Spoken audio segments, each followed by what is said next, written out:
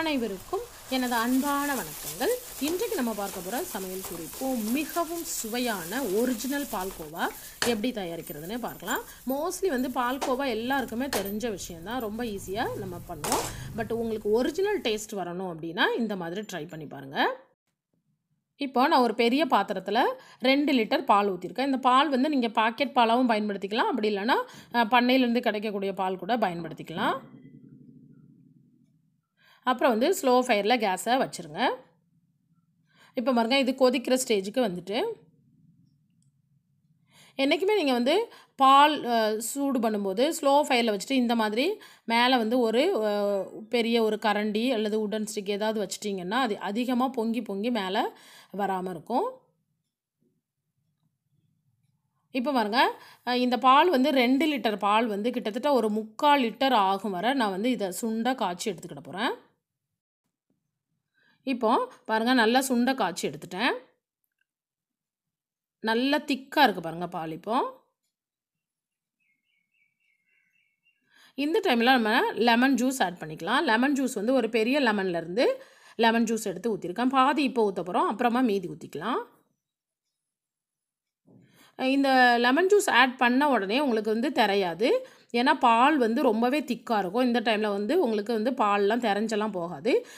கொஞ்சம் கொஞ்சமாக இது நம்ம குக் பண்ண தான் லைட்டாக அப்படியே லைட்டாக க்ரீமியாக ஒரு குட்டி குட்டியாக, அதாவது ஒரு வித்தியாசமாக தெரியும். இப்போ பன்னீருக்கு தரையிறது பாருங்கள், திரும்பி நான் லெமன் ஜூஸ் ஆட் பண்ணியிருக்கேன்.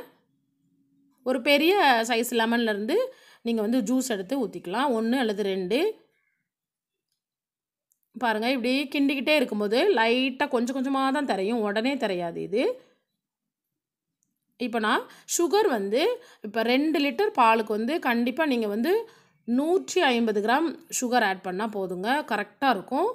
இதுக்கு மேலே நீங்கள் ஆட் பண்ணாதீங்க. பாருங்கள், இந்த மாதிரி தான் தெரியும்.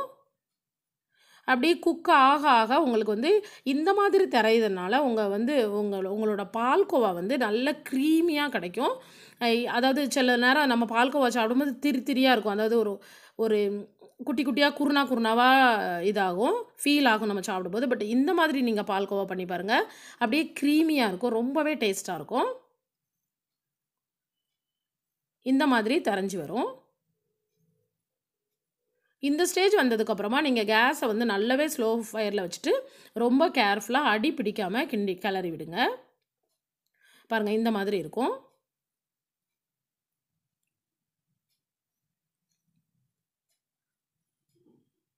இதில் உங்களுக்கு ஏலக்காய் பொடி வேணும்னா ஏலக்காய் பொடி சேர்த்துக்கலாம். நான் இன்றைக்கி ஏலக்காய் பொடியெல்லாம் போடலை. பாருங்கள், இந்த மாதிரி இது அப்படி குக் ஆகிக்கிட்டே இருக்கும். நல்லா அந்த தண்ணி எல்லாமே வற்றி நல்லா சுண்டி வரும்போது உங்களுக்கு சூப்பராக சுவையான ரொம்பவே டேஸ்ட்டாக ரொம்பவே, அதாவது ஷாப்பில் கூட அந்த மாதிரி பால்கோவா கூட கிடைக்காது. ஒரு சில ஷாப்லலாம் சரியான பால்கோவா கிடைக்காது. நீங்கள் இந்த மாதிரி பண்ணி பாருங்கங்க, உங்கள் வீட்டிலையே ஒரிஜினல் பால்கோவா நீங்கள் சாப்பிடுவீங்க. பாருங்கள், இந்த மாதிரி வரும்.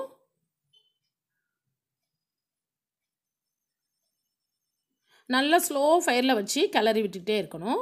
பாருங்கள், இந்த மாதிரி கிட்டத்தட்ட இந்த ரெசிபி பண்ணி முடிக்க 2லேருந்து ஒரு 2.5 ஹவர் ஆகும். நல்லா பொறுமையாக பண்ணினீங்கன்னா உங்களுக்கு ஒரிஜினல் பால்கோவா நீங்கள் வீட்டிலையே சாப்பிட முடியும். அதே சமயத்தில் அதிக அளவுலையும் கிடைக்கும். இப்போ நான் திரும்பியும் அந்த 150 கிராம் சுகரில் தான் பாதி முதல்ல ஆட் பண்ணியிருக்கேன், மீதி இப்போ ஆட் பண்ணியிருக்கேன். சுகர் பால்கோவாக்கு என்றைக்குமே கொஞ்சம் கம்மியாகவே போட்டுக்கோங்க, ஏன்னா இந்த பால்லையும் உங்களுக்கு அந்த ஸ்வீட் டேஸ்ட் கிடைக்கும்.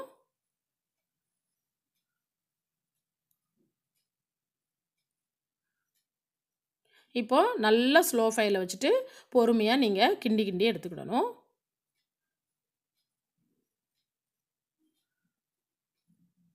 பாருங்கள், இப்போ எல்லாமே நல்லாவே தண்ணி எல்லாம் வத்திருச்சு.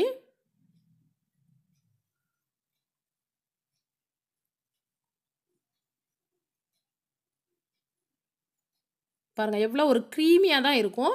இது இந்த திரியாக இருக்கும்ல, அந்த மாதிரி இருக்காது. திரியாக இருக்கிறதுனால அந்த பால்கோவா உங்களுக்கு ஹார்டாக ஃபீல் ஆகும் கொஞ்சம் பொறுத்து. இந்த மாதிரி நீங்கள் பண்ணிங்கன்னா அப்படியே க்ரீமியாக யம்மியாக அப்படி சாப்பிட்டுக்கிட்டே இருப்பீங்க, அந்த மாதிரி செம்ம டேஸ்ட்டில் இருக்கும். இப்போ பால்கோவா முழுமையாக ரெடி ஆகிட்டு லாஸ்ட்டில் இறக்க போகிறதுக்கு முன்னாடி ஒரு 2 டேபிள் ஸ்பூன் நெய் ஆட் பண்ணிக்கோங்க. அவ்வளோதான், சுவையான பால்கோவா ரெடி ஆகிட்டு. இந்த பால்கோவா ரொம்பவே டேஸ்ட்டாக இருக்குங்க, அப்படி ஒரு சுவையில் இருக்கும். நீங்கள் கண்டிப்பாக இந்த மாதிரி ட்ரை பண்ணி பாருங்கள், உங்களுக்கு டிஃப்ரெண்ட்டு தெரியும். இது வரைக்கும் பொறுமையாக என்னோடய ரெசிபியை பார்த்ததுக்கு ரொம்ப ரொம்ப நன்றிங்க. தேங்க்யூ ஸோ மச் ஃபார் வாட்சிங். தேங்க்யூ.